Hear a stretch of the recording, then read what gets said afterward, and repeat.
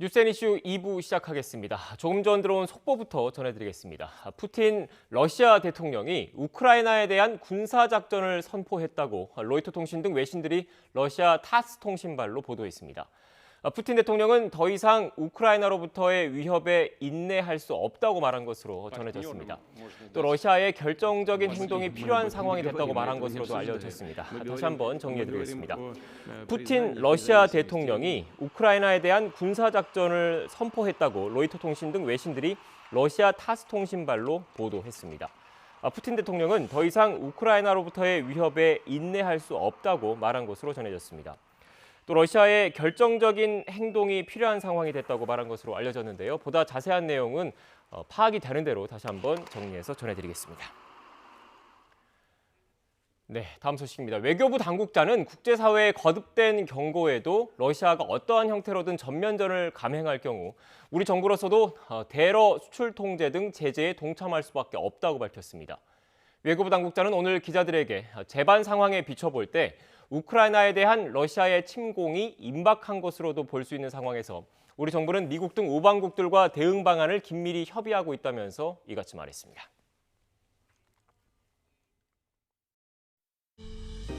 제1야당은 단일화 의지도 진정성도 없다는 점을 충분하고 분명하게 보여주었습니다.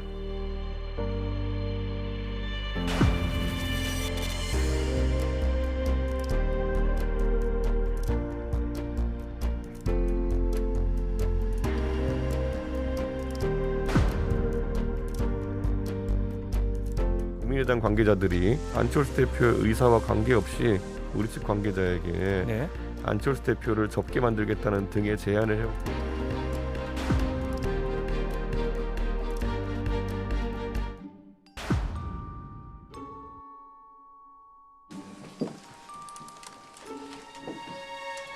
그런 의사를 전달한 사람이 분명히 있지만 안철수 후보께서 깔끔하게 사퇴하고 이를 전제로 합당하면 최고위원회 조강특위 공천심사위에 참여를 보장하겠다.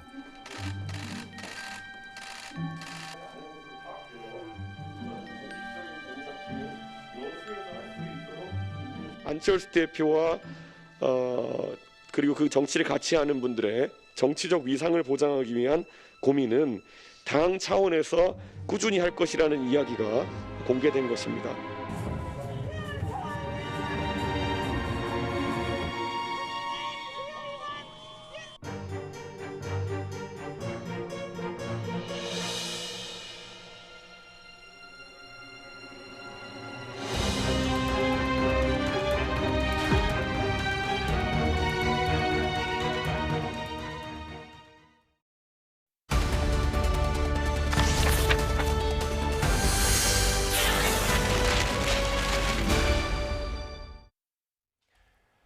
대선이 이제 2주도 채 남지 않았습니다. 막판 단일화 이슈가 남은 기간에 최대 변수가 될 것으로 보입니다. 나경원 전 국민의힘 의원과 함께 현 상황 자세히 짚어보겠습니다. 안녕하세요. 네, 안녕하세요. 의원님, 저희가 번갈아 가면서 여야 중진분들 모시고 그 각 당의 입장을 들어보고 있는데 오늘은 나 전 의원님과 야권 쪽 입장을 중심적으로 들어보겠습니다. 먼저 오늘 이 얘기를 해봐야 될 것 같아요. 지금 현재 대선 전국에서 가장 큰 막판 변수, 야권 후보 단일화지 않을까 싶은데 관련해서 오늘 오전에 여러 발언들이 좀 있었습니다. 먼저 녹취를 듣고 오겠습니다.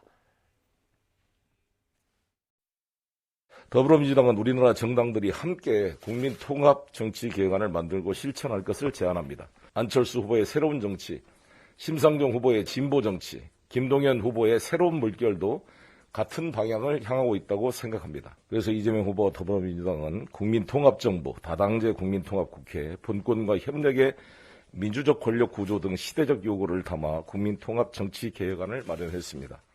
민주당에서 국민통합정부, 국민통합개헌 이런 새로운 개혁안들을 제시했는데요. 이에 대한 생각이 좀 어떠신지 궁금합니다. 저는 들은 바 없습니다. 민주당에서 한 게 이제 다당제를 보장하는 선거제도를 개혁 추진하겠다라고 밝혔는데, 그러면서 이제 안 후보님이 평소 얘기하시던 정치 교체랑 생각이 일맥상통한다라고 밝혔는데요. 그렇게 소신이 있으면 그렇게 실행을 하시면 되지 않겠습니까? 지금 시간은 다 지났습니다. 그래서 제가 결렬 선언을 한 겁니다. 그 인터뷰를 제가 언제 했는지는 뭐 기억이 잘 나지는 않습니다만 제가 결렬 선언했을 때는 이미 시간이 다 지난 다음이라고 판단했습니다. 정권 교체를 염원하는 국민들의 뜻이 최우선으로 해서 더 이상 불필요하고 소모적인 논쟁이 발생하지 않도록 모두가 조심해야 될 때입니다.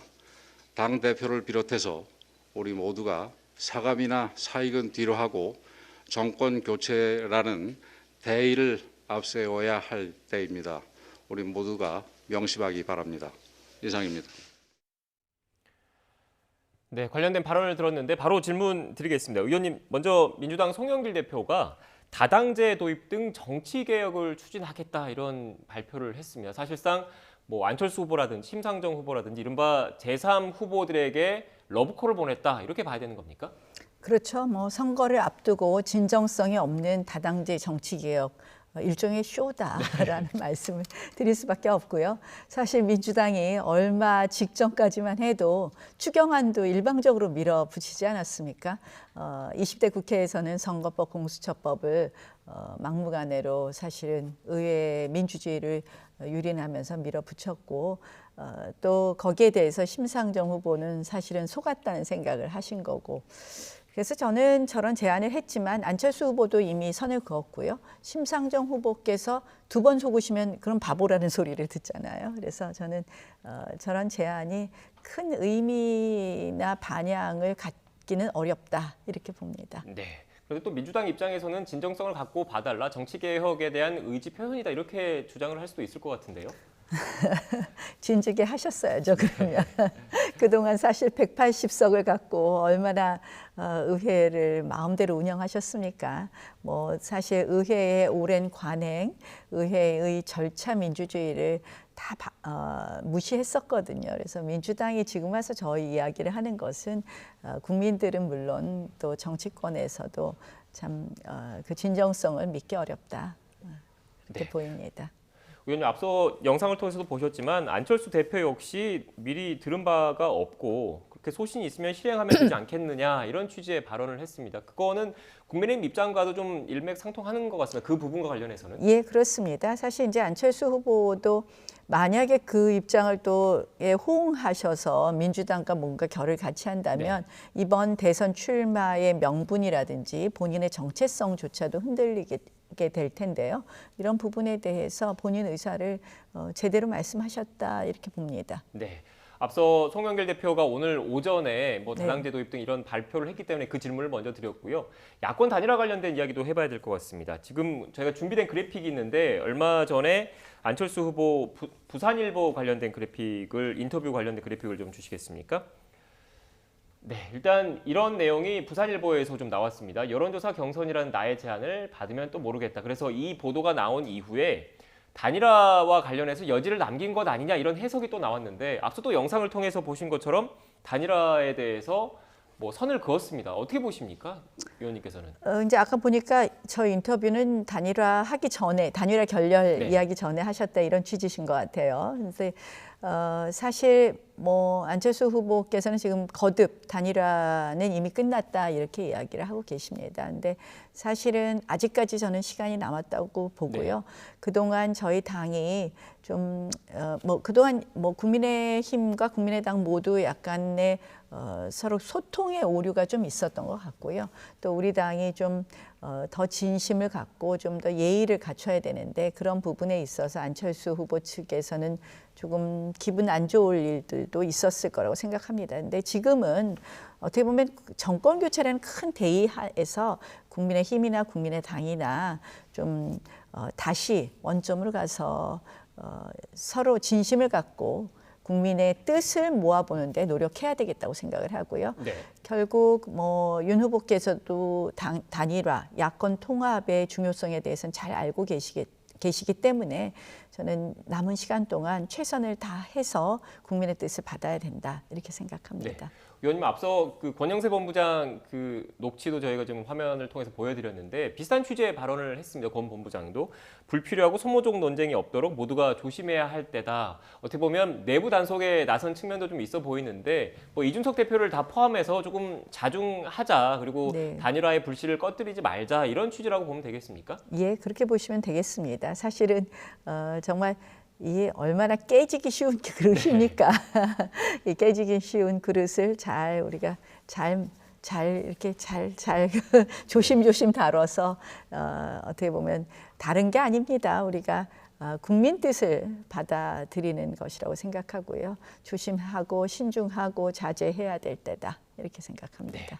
지금 일단 단일화 불씨를 꺼뜨려서는 안 된다라는 그 말씀을 계속 해주시고 계시는데 지금 안철수 후보가 단일화 결렬을 선언한 이후에 최근 여론조사 결과가 좀 잇따라 나오고 있는데 준비된 그래픽이 준비되는 대로 한번 쭉 보여주시고요. 전반적으로 오차 범위 안에서 그 이재명 후보, 윤석열 후보가 접전을 벌이는 그런 여론조사 결과가 잇따라 나오고 있거든요. 이렇게 오차 범위 안에서 접전을 벌이고 있다는 것, 그만큼 그 국민의힘 입장에서는 단일화에 대한 필요성에 단일화의 필요성에 더 공감할 수밖에 없는 이런 분위기가 형성될 수 있는 것 아닙니까? 뭐 그런 면에서 이제 단일화 필요성도 네. 있고요. 저는 최근에 보면 민주당의 공격이 굉장히 거칠어졌어요. 그런 부분에 대해서 우리가 좀 더 정확하게 또 대응해야 될 부분도 있다고 생각을 합니다. 그래서 어쨌든 단일화 필요성에 대해서는 모두 공감하고 있고 이 부분에 대해서는 끝까지 노력할 거라는 말씀을 드리고요. 민주당이 좀 지나친 지금 공격들을 합니다. 정말 흙을 백으로 만드는 공격들을 시작을 했는데요. 여기에 대해서도 저희가 잘 진실을 말씀드려야 되겠다 이런 생각을 합니다. 네, 지금 관련해서 그래픽이 나가고 있는데 여러 여론조사 결과를 쭉 한 번씩 좀 돌려주시죠. 그 내용을 좀 보면서 말씀을 좀 드릴게요. 일단 뭐 그 최근 여론조사 결과를 보면 오차 범위 안에서 두 양강 후보의 접전 양상이 좀 보이고 있다라는 말씀을 좀 전반적으로 말씀을 드렸고, 그래서 그 연장선상에서 국민의힘 입장에서는 안철수 후보와의 단일화 불씨를 꺼뜨려서는 안 된다라는 게 의원님의 또 생각이신 것 같은데, 지금 안철수 후보 같은 경우에는 그 입장을 유지를 하고 있는 거잖아요. 여론조사 경선 방식을 국민의힘 쪽에서 받아라. 일단 그게 최소한의 전제 조건이라고 얘기를 하고 있는 것 같은데 어떻게 생각하십니까? 근데 뭐 지금 시간이 너무 네. 촉박하죠. 27일부터 이제 아마 투표용지가 인쇄되는 것으로 알고 있는데요.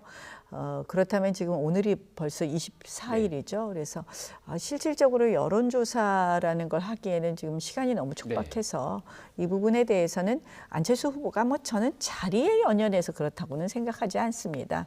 이제 여론조사를 말씀하시는 이유는 어떻게 보면은 본인이 양보할 수도 있지만 이렇게 일종의 이제 출마했다가 다시 그만두는 그런 것에 대한 어떻게 보면 늘 철수한다 이렇게 말 듣는 것에 대해서 그런 우려를 불식하기 위해서 어떻게 보면 공정한 룰을 만들어 보자 이런 얘기신 것 같은데요.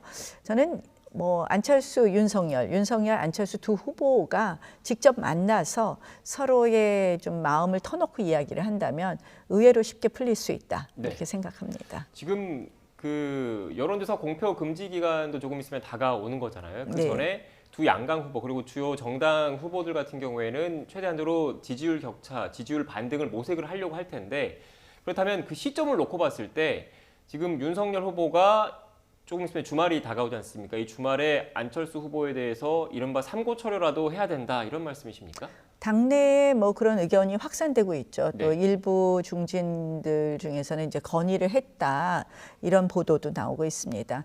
저는 후보께서 결단할 문제라고 생각을 하고요. 후보께서 뭐 저도 후보께 여러 가지 말씀을 나누기도 했지만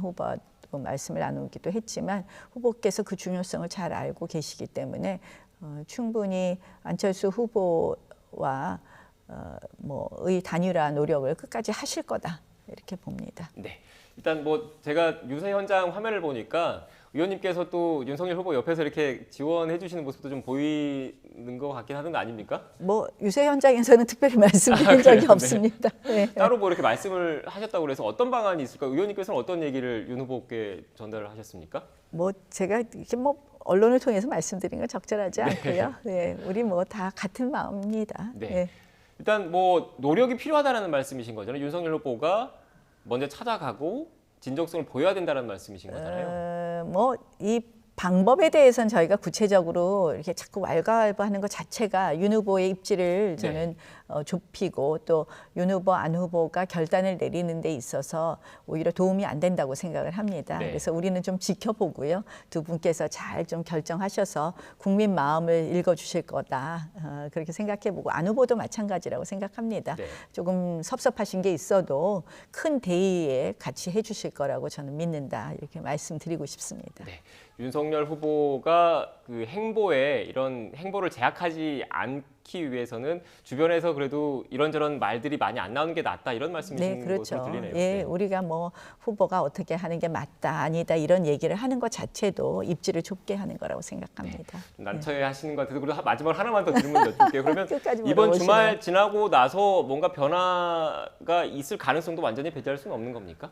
하여간 끝까지 노력해 봐야죠. 네. 국민 마음을 모아야 되는데. 근데 이것이 너무 또 단일화냐 아니냐로만 계속 가는 것도 저는 굉장히 부담스러운 이슈라고 생각을 하고요. 네. 사실은 한 축으로는 이제 야권 통합, 우리가 좀 더 안정적으로 국민들 마음을 모으는 것도 노력해야 되겠지만 또 한쪽으로는 지금 여당의 이 부당한 공세, 법무부 장관까지 나서는 이 부당한 공세에 대해서 저희가 좀 잘 대응해야 되겠다 이런 생각도 합니다. 네. 일단 이렇게 대선 전국에서 야권 단일화가 또 주요 변수인데 이것과 별개로 그 양 후보, 주요 후보들의 각종 의혹과 관련된 이슈도 변수 가운데 하나지 않습니까? 또 선거일이 다가올수록 이런 그 공방전이 좀 더 격해지고 있습니다. 관련된 녹취를 듣고 의원님과 대담 이어가겠습니다. 세상에 후보가 정치 보복하겠다는 그런 얘기를 쉽게 하는 나라 5년짜리가 건방지게 겁이 없어.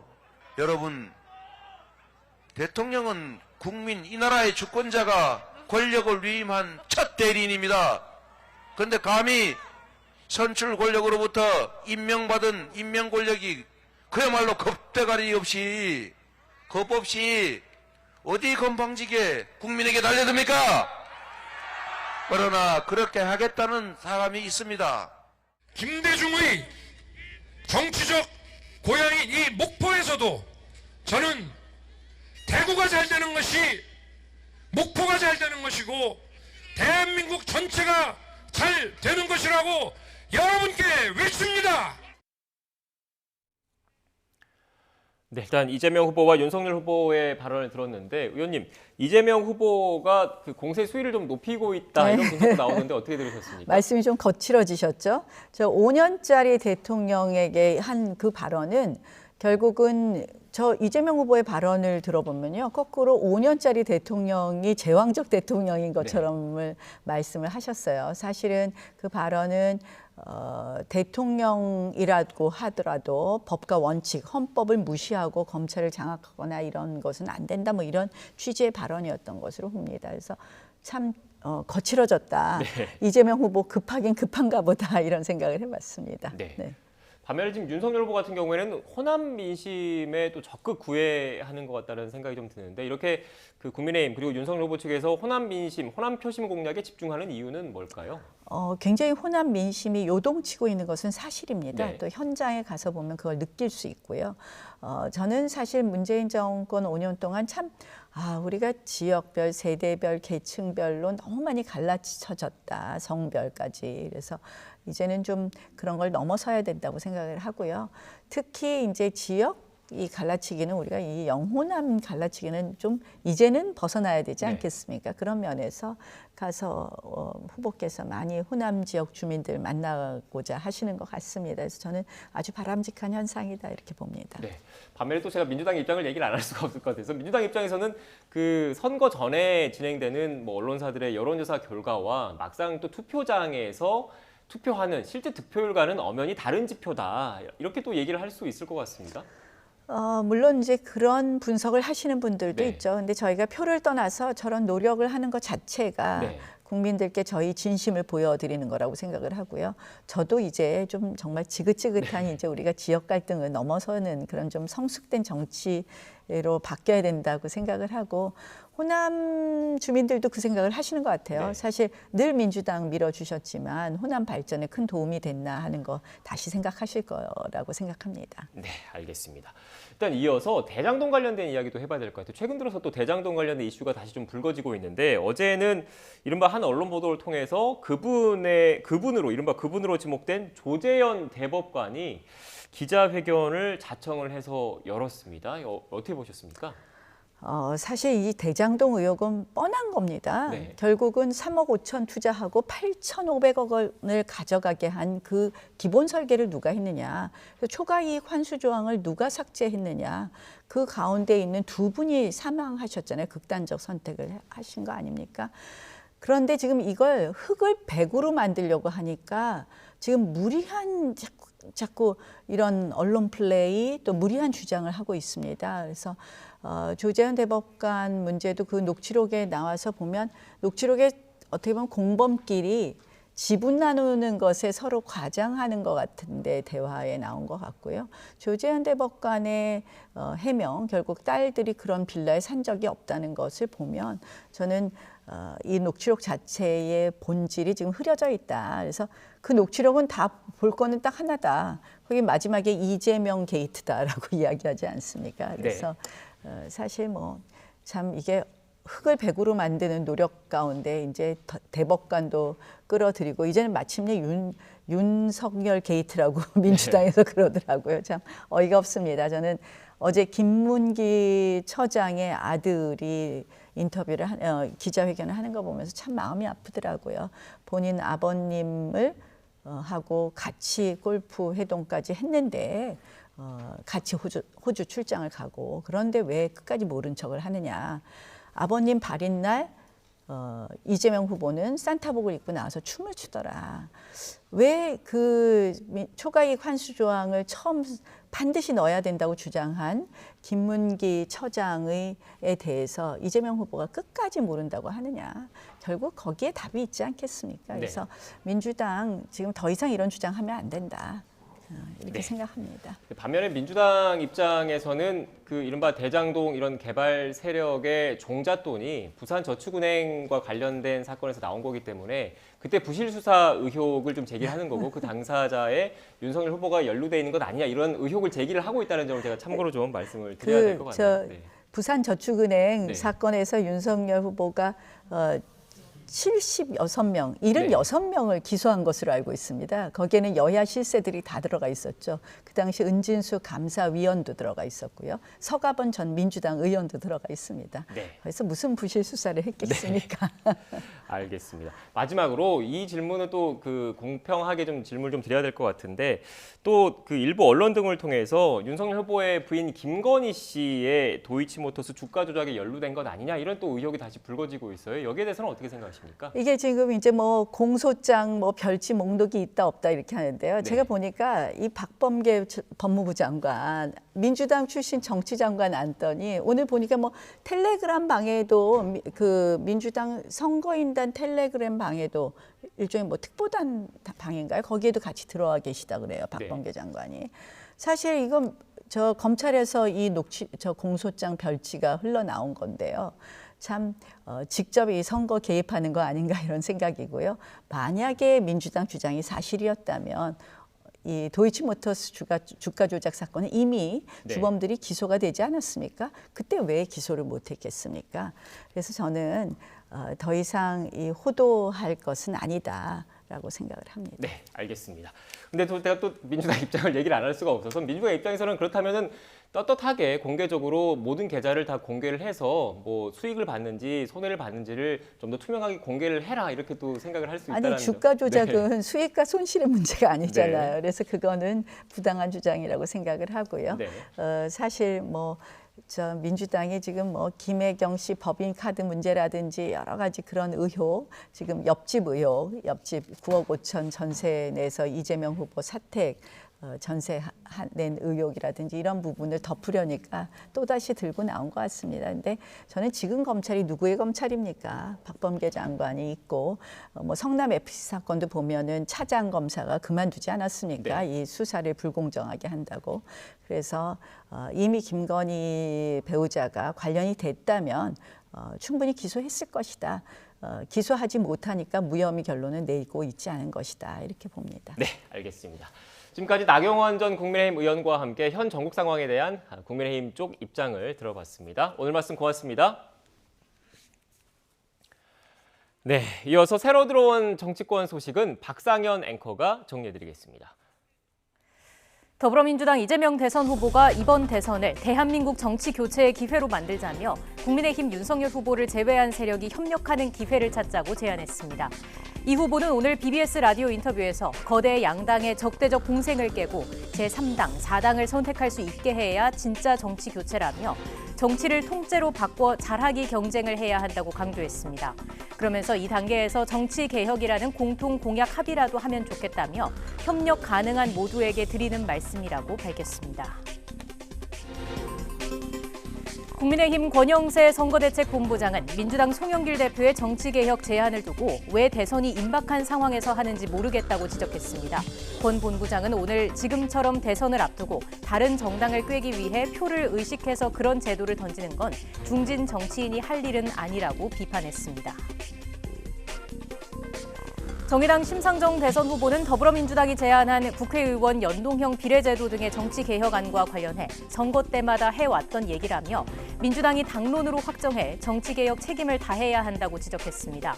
심 후보는 오늘 전국철도 노동조합 정책협약식을 마치고 기자들을 만난 자리에서 결선 투표제를 포함한 민주당의 제안은 김대중 전 대통령 때부터 이야기해온 것인데 안 한 게 문제라며 이같이 밝혔습니다. 더불어민주당이 다당제를 보장하는 선거제도 개혁과 함께 국민통합 개헌을 추진하겠다며 정책 연대를 제안한 데 대해 국민의당 안철수 후보는 그렇게 소신이 있으면 실행하면 되지 않겠느냐고 반문했습니다. 안 후보는 오늘 중앙선거대책위원회 회의 뒤 기자들과 만나 민주당 회견 내용은 일단 들은 바 없다며 이같이 밝혔습니다. 더불어민주당 이재명 대선 후보는 SNS를 통해 아시아나항공의 거점 공항을 무안국제공항으로 하고 포스코 지주회사는 포항에 둬야 한다고 밝혔습니다. 무안을 항공 수요를 중점적으로 담당할 거점 공항으로 삼아야 한다는 주장으로 지역 균형 발전 측면에서 언급한 것으로 보입니다. 이에 국민의힘 이준석 대표는 직접 댓글을 달고 거점 공항이 뭔지 알고 하시는 이야기냐며 무안공항이 중심 도시가 되면 아시아나가 노선망을 어떻게 짜야 하느냐고 반문했습니다. 이어 저비용 항공사도 중심 도시로 삼기 버거워서 철수하는 상황에서 재정 상황이 거덜난 대형 항공사의 중심 도시로 삼아야 하느냐고 비꼬았습니다. 국민의힘 권영세 선거대책본부장은 이준석 대표와 국민의당 안철수 후보 측 사이 폭로전과 감정 싸움이 벌어진 것을 의식한 듯 당 대표부터 모두가 사감과 사익을 뒤로하고 정권 교체라는 대의를 앞세울 때라고 발언 자제를 촉구했습니다.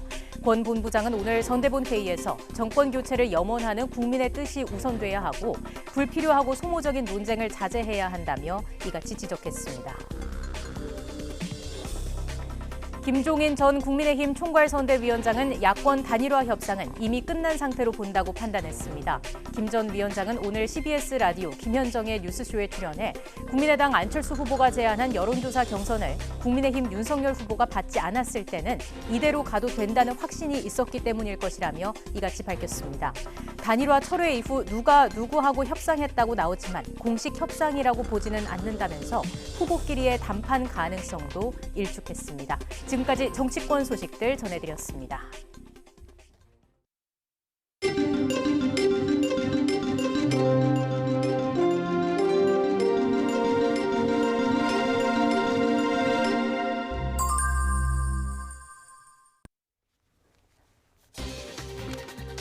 푸틴 러시아 대통령이 우크라이나에 대한 군사작전을 선포했다고 로이터 통신 등 외신들이 러시아 타스 통신발로 보도했습니다. 우리 정부는 러시아가 전면전을 감행할 경우 대러, 수출 통제 등 제재에 동참할 수밖에 없다고 밝혔습니다. 20대 대선이 13일 앞으로 다가온 가운데 리얼미터의 여론조사 결과 민주당 이재명 후보의 지지율은 40.5%, 국민의힘 윤석열 후보는 41.9%로 초접전을 벌이는 것으로 나타났습니다. NBS 여론조사에서도 이재명 후보는 37%, 윤석열 후보는 39%로 오차 범위 안 접전을 벌였습니다. 더불어민주당이 다당제를 보장하는 선거제도 개혁과 국민통합 개헌을 제안한 데 대해서 국민의당 안철수 후보 측은 선거연대나 후보 단일화로 이어질 가능성은 없다고 선을 그었습니다. 정의당 심상정 후보도 민주당이 정치개혁 약속을 뒤집어 왔던 게 문제라고 말했습니다. 어제도 코로나19 신규 확진자가 17만 16명 발생해 이틀째 17만 명대 확진 규모를 이어갔습니다. 위중증 환자도 581명으로 늘었고 재택치료 대상자도 6만여 명 늘어 59만 명에 육박했습니다. 한국은행 금융통화위원회가 오늘 기준금리를 1.25%에서 동결했습니다. 소비자 물가 상승률 전망치를 3.1%로 대폭 상향했는데 한국은행이 소비자 물가 상승률 전망을 3%대로 내놓은 것은 10년 만입니다. 택배 요금 인상분 배분 문제를 놓고 CJ 대한통운과 대화를 촉구하며 59일째 파업을 이어오고 있는 전국 택배 노동조합이 CJ 택배 대리점 연합과 추가 대화에 나서기로 했습니다. 노조는 나흘째 단식 중인 진경호 택배 노조 위원장의 상태가 악화했다며 조속한 대화를 촉구했습니다.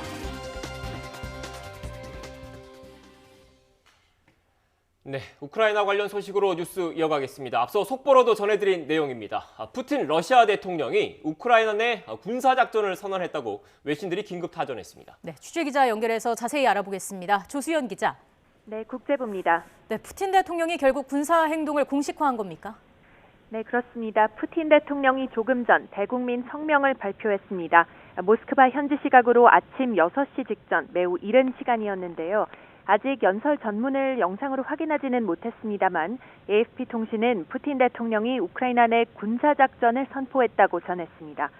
CNN도 푸틴 대통령이 돈바스 지역을 보호하기 위해 특별 군사작전을 선언했다는 속보 자막을 내보냈습니다. 로이터 통신도 러시아 타스 통신을 인용해서 이 소식을 전하면서 우크라이나 영토를 점령할 계획이 아니라는 푸틴 대통령의 발언을 전했습니다. 푸틴 대통령은 또 러시아의 결정적인 행동이 필요한 상황이 됐다고 말한 것으로 알려졌습니다. 이와 함께 우크라이나군에 무기를 내려놓을 것을 촉구한 것으로 전해지고 있습니다. 이에 젤렌스키 우크라이나 대통령은 이례적으로 러시아어로 성명을 발표했는데요. 러시아인들을 향해 우크라이나 상황에 대해 거짓 정보를 전달받고 있다면서 유럽 내 전쟁을 지지하지 말아달라고 호소했습니다. 그러면서 푸틴 대통령과의 전화 통화를 시도했으나 답변이 없었고 침묵이었을 뿐이라고 말했습니다. 이에 앞서 러시아는 오늘 오전 우크라이나 동부 접경 로포스 지역의 민간 항공기 비행을 금지한다고 발표했고요. 토니 블링컨 미 국무장관이 미국 시간으로 23일 밤이 지나기 전에 러시아가 우크라이나를 전면 침공할 것으로 보인다고 말했습니다. 우리 시간으로 오늘 오후에 침공이 시작될 수 있다는 뜻이었는데 예상대로였습니다. 아직 우크라이나 동부 접경 현지 상황은 정확히 파악되지 않고 있는데 포성이 들리고 있다는 CNN의 보도도 나왔습니다. 자세한 소식은 들어오는 대로 다시 전해드리겠습니다. 지금까지 국제부에서 YTN 조수연입니다.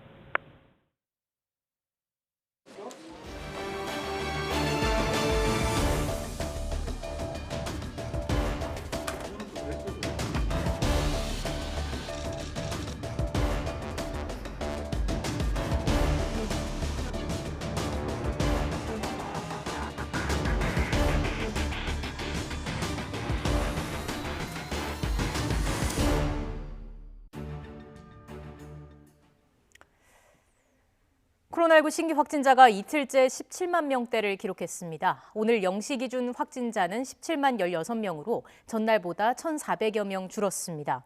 지역 발생은 16만 9,846명으로 수도권 비중만 60.2%, 비수도권은 39.8%를 차지했습니다. 연일 확산세가 계속되면서 피해 규모도 커지고 있습니다. 위중증 환자는 하루 새 69명이나 늘어 현재 581명으로 600명에 육박합니다. 숨진 환자도 82명 추가돼 누적 사망자는 7,689명에 달합니다.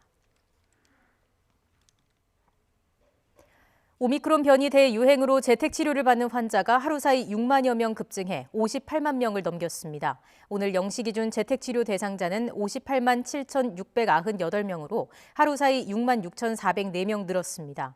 어제 오후 5시 기준 전국의 중환자 병상 가동률은 39.1%로 전날보다 2.2%포인트 올랐습니다. 코로나19 방역 조치로 피해를 본 소상공인에게 2차 지원금 신청과 지급이 진행 중인 가운데 오늘은 사업자 등록번호 끝자리가 짝수인 152만 명에 대한 접수가 시작됐습니다.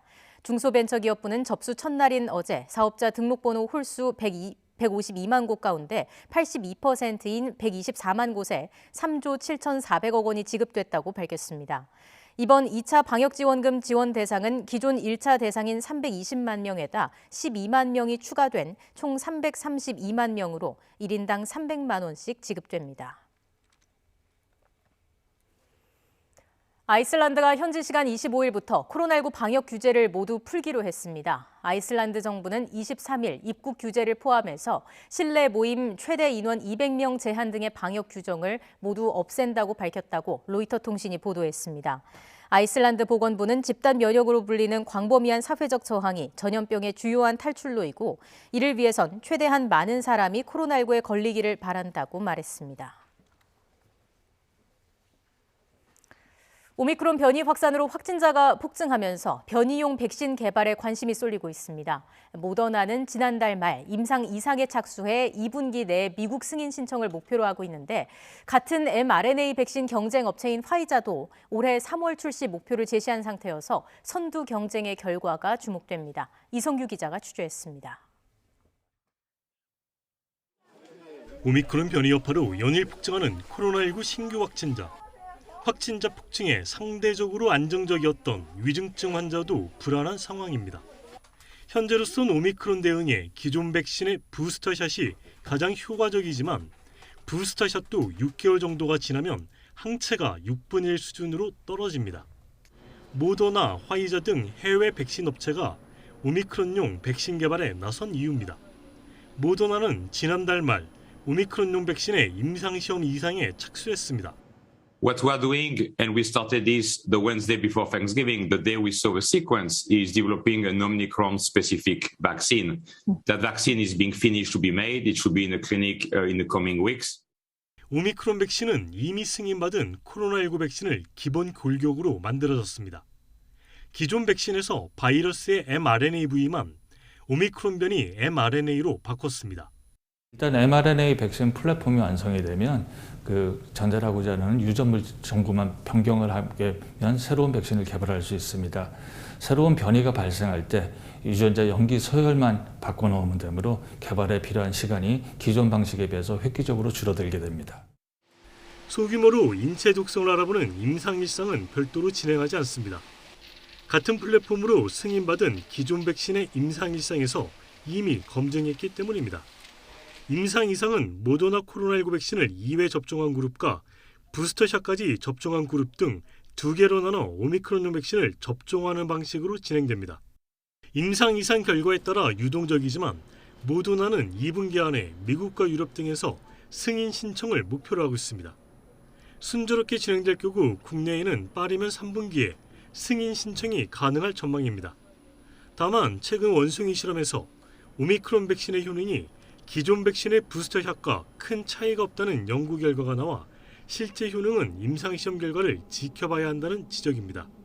YTN사이언스 이성규입니다.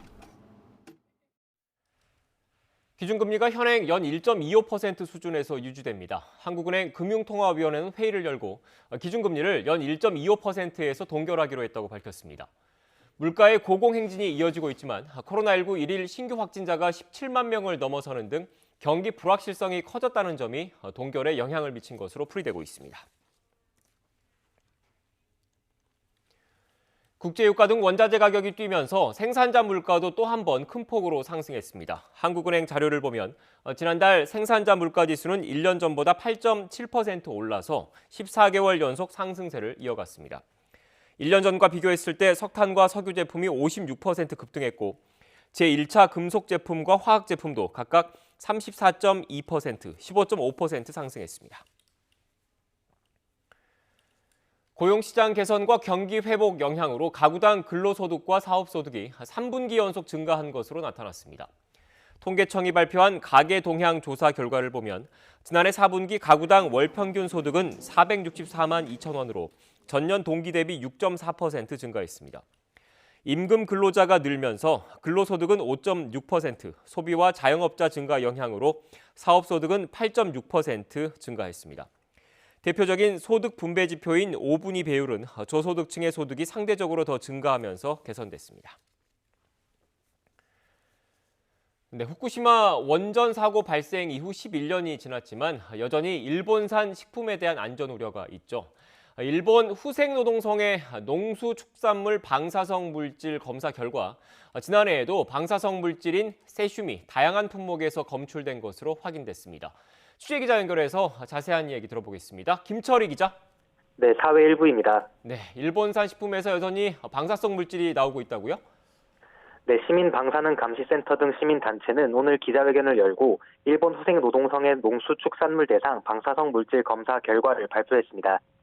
지난해에도 방사성 물질인 세슘이 다양한 품목에서 검출되고 있었습니다. 종류별로 보면 수산물의 3.8%, 농산물의 18.7%, 축산물의 1.7%에서 세슘이 나왔는데요.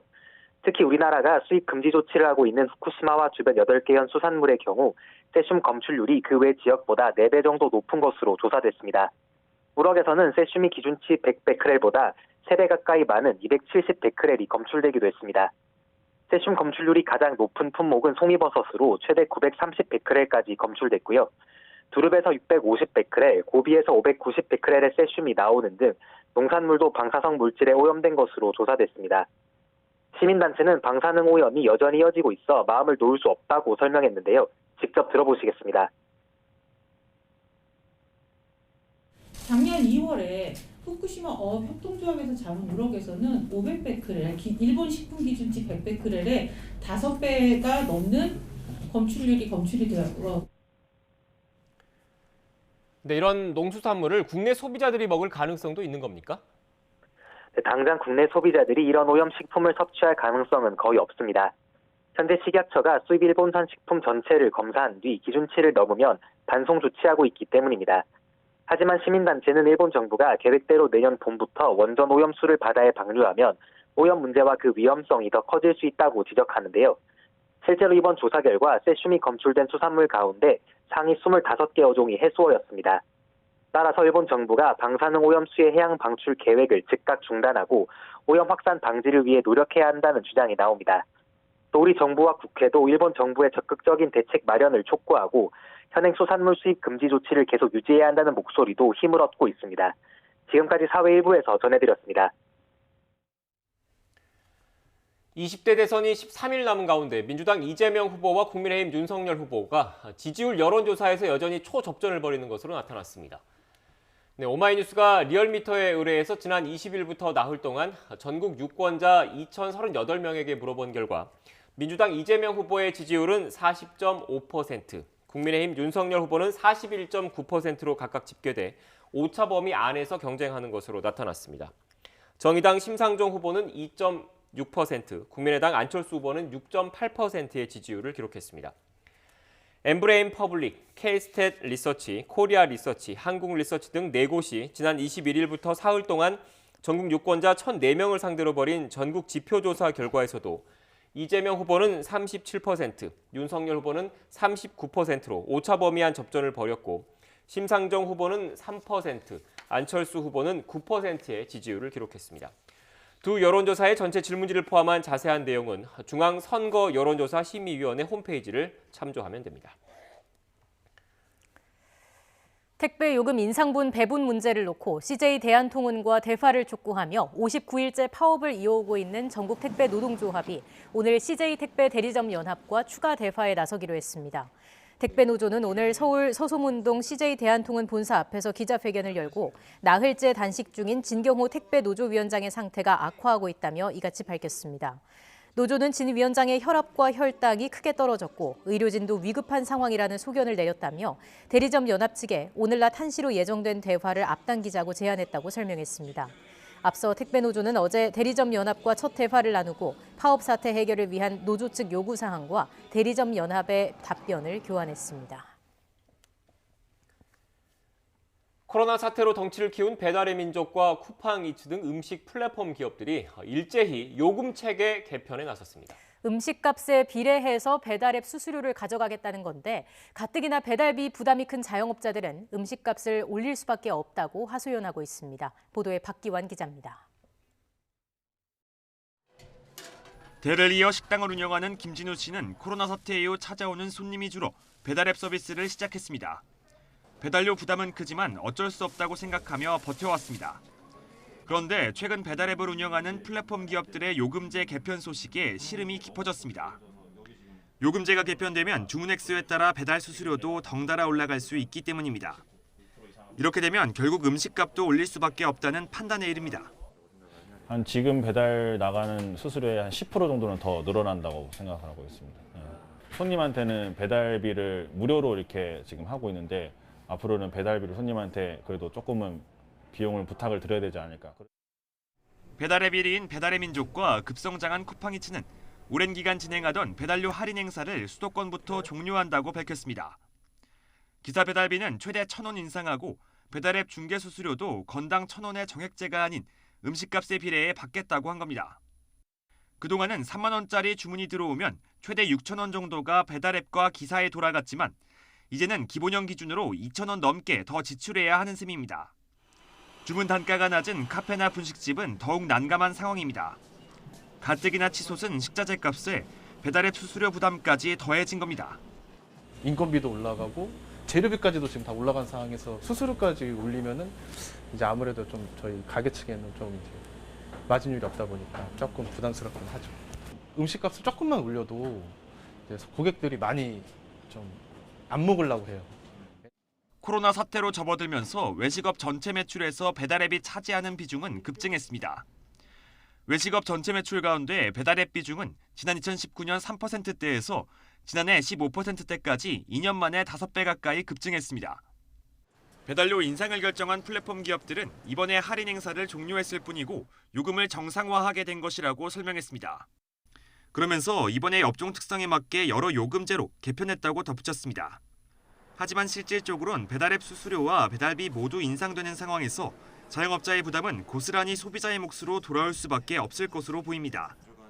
YTN 박견입니다. 물가가 그야말로 전방위적으로 오르는 모습입니다. 엎친 데 덮친 격으로 러시아와 우크라이나의 전쟁 우려가 커지면서 원자재 값 오름세는 더 가팔라질 수 있다는 전망도 나오고 있습니다. 조태현 기자입니다. 달걀과 두부, 햄버거, 아이스크림 등에 이어 이번에는 과자값도 오릅니다. 농심이 다음 달부터 새우깡 등 22개 과자 제품의 가격을 올리기로 한 겁니다. 팜유와 밀가루 등 원자재 가격이 크게 올랐기 때문입니다. 다른 제과업체도 원가 부담이 커졌다며 가격 인상을 만지작거리는 분위기입니다. 문제는 이러한 물가의 고공행진이 장기간 이어질 가능성이 크다는 점입니다. 지난달 생산자 물가지수는 1년 전보다 9% 가까이 올랐습니다. 무엇보다 석탄과 석유 제품이 56%나 급등한 것이 큰 영향을 미쳤습니다. 여기에 러시아와 우크라이나의 전쟁 우려가 커지면서 국제 유가가 빠르게 상승하는 등 원자재 가격이 더 치솟을 가능성도 있습니다. 수입 물가가 오르니 생산자 물가가 상승하게 되고 결국 시간을 두고 소비자 물가에도 영향을 미치는 구조인 셈입니다. 기존의 일부 품목에 머물고 있던 물가 상승세가 전 방위적으로 확대되면서 근원 인플레이션율, 생산자 물가, 소비자 물가의 상승률은 눈에 띄는 상황이고요. 기존에 예측되던 소비자 물가 상승률보다 높은 형태의 정부는 물가 안정 조치의 하나로 주요 외식 프랜차이즈의 메뉴 가격도 조사해 공개하고 유류세 인하 조치 연장도 기정사실로 한 상태입니다. 하지만 이 정도 조치로는 물가 상승세를 꺾기엔 역부족이란 평가가 많습니다. 물가를 관리해야 할 당국의 고심이 깊어질 것으로 보입니다. YTN 조태현입니다. 오는 6월 10일부터 커피 주문 시 일회용 컵을 사용하면 300원의 자원 순환 보증금이 부과되는 가운데 환경부가 보증금제 시행 세부 사항을 담은 고시를 내일부터 다음 달 17일까지 행정 예고합니다. 행정예고에는 스타벅스와 투썸플레이스 등 커피 판매점과 던킨도너츠와 파리바게트 등 제과, 제빵 관련 79개 사업자와 105개 상표를 보증금 대상 사업자로 지정하는 내용이 담겼습니다. 또 보증금 대상 사업자가 수집 운반업자에게 표준 용기의 경우 컵당 4원, 비표준 용기의 경우 컵당 15원의 처리 지원금을 지급하는 내용이 포함됐습니다. 아파트 시세와 분양가의 격차가 점점 더 크게 벌어지는 것으로 나타났습니다. 부동산 정보업체 부동산 R114 자료를 보면 지난해 전국과 서울의 3.3제곱미터당 평균 아파트 분양가는 각각 1,313만 원, 2,789만 원으로 집계됐습니다. 반면 평균 아파트 시세는 전국이 2,233만 원, 서울이 4,300만 원이었습니다. 분양가가 시세보다 전국은 920만 원, 서울은 1,502만 원 저렴한 수준으로 이 격차는 부동산 R114가 관련 통계를 집계한 2000년 이후 가장 큽니다. 부동산 R114는 정부가 분양가 관리를 강화한다고 밝힌 2019년부터 시세와 분양가의 격차가 크게 벌어졌다며 로또 분양 현상으로 청약 경쟁률이 고공행진을 거듭하게 됐다고 설명했습니다. 문재인 대통령은 군산조선소 재가동으로 전북과 군산 경제가 다시 살아날 것이라며 이제 군산은 대한민국 미래산업 선도지역으로 굳건히 자리매김할 것이라고 말했습니다. 군산조선소의 재가동이야말로 우리나라 조선산업의 완전한 부활을 알리는 상징이 될 것이라고 강조했습니다. 직접 들어보시겠습니다. 군산조선소의 재가동으로 전북 지역과 군산 경제가 살아날 것입니다.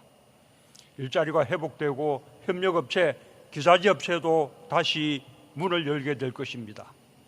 완전 가동되면 최대 2조 원 이상의 생산 유발 효과가 창출될 것입니다. 이제 군산조선소가 안정적으로 가동되면 군산은 대한민국 미래산업 선도지역으로 굳건히 자리매김할 것입니다. 군산은 친환경 선박의 전쟁기지로 다시 우뚝 서게 될 것입니다. 군산조선소의 재가동이야말로 우리나라 조선산업의 완전한 부활을 알리는 상징이 될 것입니다. 군산의 봄 소식을 임기가 끝나기 전에 보게 되어 매우 기쁩니다.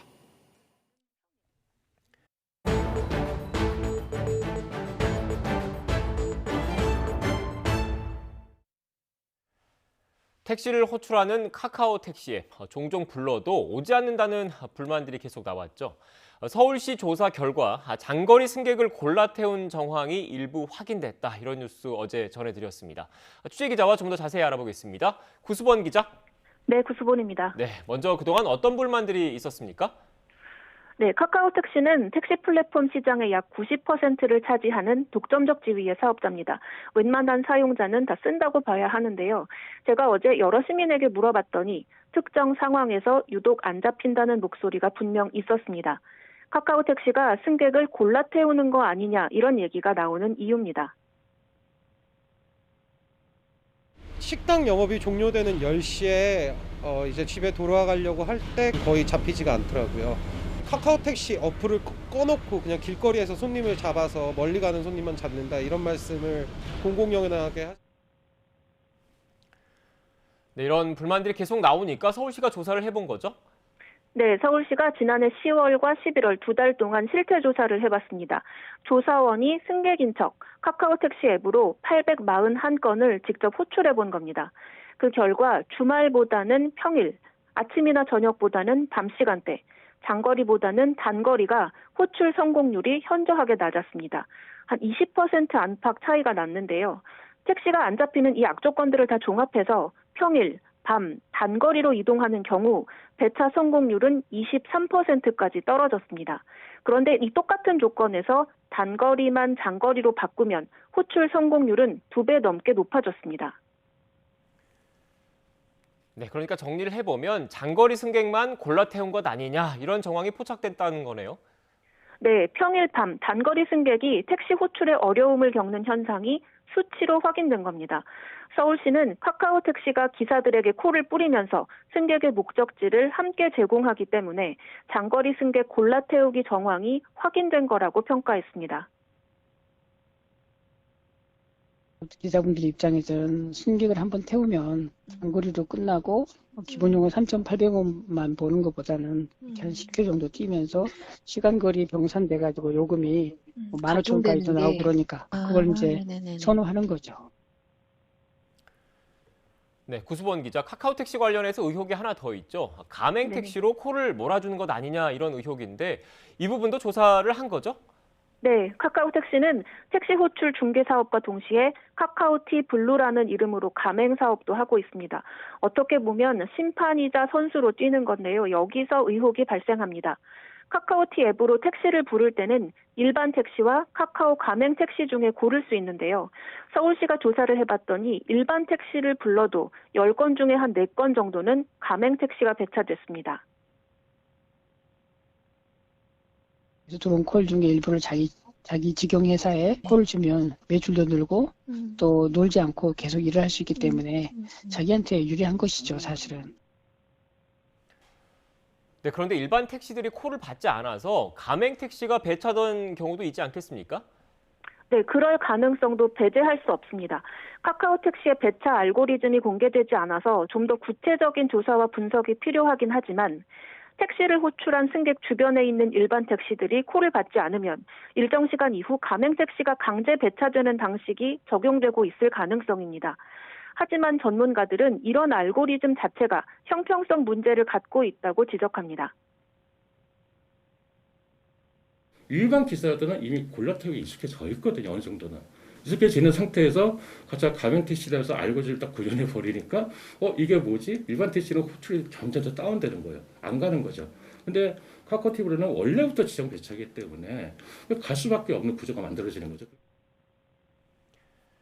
네, 그러니까 결국 뭔가 개선이 필요하다 이런 얘기로 들리는데 어떤 대책이 있겠습니까? 네, 일단 승객 골라 태우기를 막기 위해서 서울시는 최근 카카오 택시 측에 승객 목적지를 구체적으로 표출하지 않고 장기적으로는 아예 표기하지 않는 방식으로 개선해달라고 요청했습니다. 또 콜 몰아주기 의혹과 관련해서는 일반 택시를 호출하면 일반 택시가 콜을 받을 수 있는 충분한 시간을 확보해달라. 장기적으로는 가맹사업과 중개사업을 분리해달라고도 요청했습니다. 카카오는 뭐 가맹사 할 건지 아니면 중개사업을 선택을 하게 만들고 여타 그 중개 플랫폼이나 그런 가맹 플랫폼에 들어가서 좀 경쟁을 하는 구조를 만들어야지만. 네, 서울시는 또 콜 몰아주기 의혹을 조사 중인 공정거래위원회에 이번 자료를 제공하고 국토부에는 가맹택시와 중개택시 관리 권한을 시도지사에 위임해달라고 건의할 계획입니다. 지금까지 YTN 구수본입니다. 현금 다발을 들고 불안해하는 손님을 본 카페 주인이 보이스피싱 피해자임을 직감하고 경찰에 신고했습니다. 수거책을 검거하는데도 성공했습니다.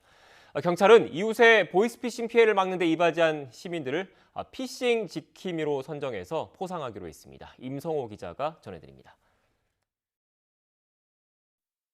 지난달 18일 오후 경기도 부천의 한 카페, 30대 여성이 안절부절 못하고 서 있습니다. 신발도 벗은 채 서성거리며 좀처럼 자리에 앉지를 못합니다.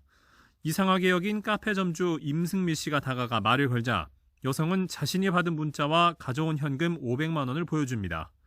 본인 이름의 대포 통장이 범죄에 사용됐다며 검사를 사칭한 보이스피싱 일당에게 속아 현금을 들고 나온 거였습니다. 돈을 보여주시더라고요. 보이스피싱인 걸 알았죠. 돈은 안 돼요. 현금은 무조건 보이스피싱이에요. 라고 얘기를 했어요. 임 씨는 경찰에 신고할 테니 일당을 카페로 불러내라는 메모를 피해자에게 건넸습니다. 몇 분 뒤 현금을 받기 위해 수거책인 20대 여성이 카페에 들어왔고 곧바로 경찰이 출동해 현장에서 체포했습니다. 피해를 일단은 안 받으셔서 다행이고 또 여기에 오셔서 그 통화를 한 게 다행이고 누구나 다 할 일이에요. 제가 특별히 했다기보다는. 경기남부경찰청은 임 씨를 피싱 지킴이 1호로 선정하고 신고 보상금은 물론 포상 지급도 검토하고 있습니다. 누구나 관심을 가지면 나와 이웃의 범죄 피해를 예방할 수 있다는 그런 인식을 확산시키고 국민들이 참여할 계기가 필요해서 이 프로젝트를 추진하게 되었습니다. 경찰은 점차 고도화되는 보이스피싱 범죄에 맞서 예방 활동을 강화하고 임 씨와 같은 피싱 지킴이 선정도 점차 늘려나갈 방침입니다. YTN 임성호입니다. 오늘 새벽 5시 10분쯤 경북 포항시 흥해읍에서 달리던 25톤 탱크로리가 넘어졌습니다. 이 사고로 60대 기사가 다쳐서 병원으로 옮겨졌고 탱크로리에 들어있던 화학물질 100리터 정도가 누출됐습니다.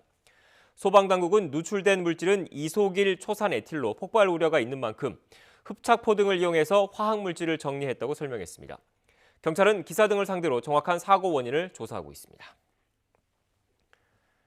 환경부가 내일부터 다음 달까지 봄철 고농도 미세먼지 발생에 대비해서 총력 대응에 나섰다고 밝혔습니다. 이에 따라 환경부는 지난 2016년 같은 기간보다 미세먼지 2만 5천여 톤을 감축하는 제3차 미세먼지 계절 관리제 목표에 따라서 대형 사업장 중심으로 현장 점검을 강화할 방침입니다. 특히 민관 합동으로 지난 21일부터 이동 측정 차량과 무인기 등 첨단 감시 장비를 활용해서 미세먼지 배출 사업장 12,000여 곳에 대한 특별 점검에 들어갔습니다.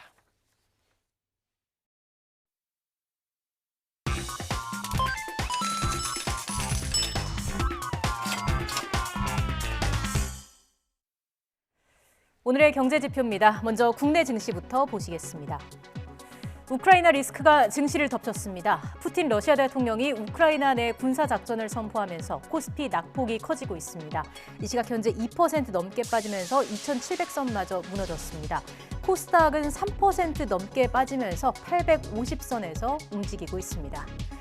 이어서 미국 증시 보시겠습니다. 보시는 것처럼 3대 지수 모두 또 한 번 하락 마감했습니다. 러시아와의 무력 충돌 긴장감이 높아지면서 투자 심리가 위축됐습니다.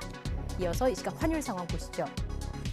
위험 회피 심리가 강해지며 안전자산인 달러 수요가 커지고 있습니다. 원달러 환율 1,200원대까지 올랐습니다. 위안원 직거래 환율은 1위안당 190원 선 기록하고 있습니다. 이어서 국제유가 보시겠습니다. 우크라이나를 둘러싼 지정학적 위기가 이어지면서 소폭 상승했습니다. 지금까지 오늘의 경제지표였습니다.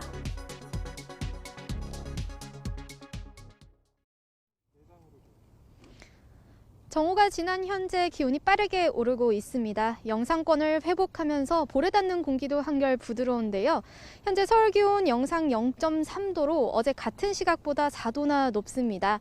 앞으로 한낮 기온은 영상 4도까지 오르겠고 특히 내일은 예년 기온을 크게 웃돌면서 마치 초봄처럼 포근한 날씨가 찾아올 전망입니다.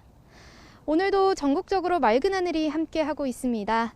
다만 밤부터는 중서부 지방을 중심으로 미세먼지 농도가 높아지겠습니다. 맑은 날씨 속에 대기의 건조함은 점점 더 심해지고 있습니다. 중부와 전남, 영남에는 계속해서 건조특보가 확대 강화하고 있는데요. 특히 건조경보가 내려진 동해안에는 바람까지 강하게 불고 있는 만큼 산불 등 대형 화재가 발생하지 않도록 각별히 유의하시기 바랍니다. 오늘 낮 기온은 어제보다 3도에서 5도가량 높겠습니다. 서울 영상 4도, 광주와 대전 6도, 부산은 9도가 예상됩니다. 다가오는 주말에는 초봄처럼 포근한 날씨가 찾아오겠고요. 전국에 비나 눈이 내릴 전망입니다. 오늘까지 동해안을 중심으로는 너울성 파도가 높게 일겠습니다. 해안가 안전사고에도 각별히 주의하시기 바랍니다. 지금까지 YTN 원희다입니다. 뉴스앤이슈 마치겠습니다. 이어서 더 뉴스가 방송됩니다. 시청해주신 여러분 고맙습니다.